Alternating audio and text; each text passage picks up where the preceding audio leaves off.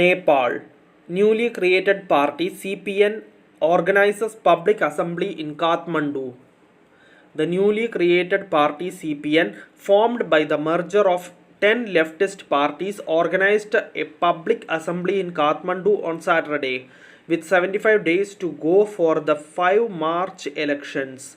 Political parties have started campaigning in public, addressing the public assembly near Brikuti Mandap, joint coordinator of the Nepali Communist Party (NCP) and former Prime Minister Madhav Kumar Nepal, appealed to the public to grant his party a majority in the elections to promote good governance and social justice.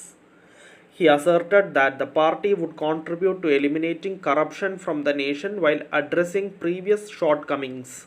He guaranteed that if the citizens provide the NCP with a majority in the forthcoming elections, his party will meet the expectations of the people.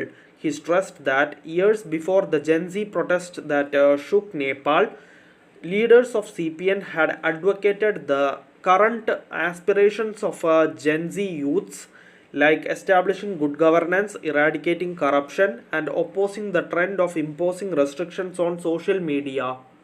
Thank you for listening. Thank you for watching. Thank you everyone. Bye.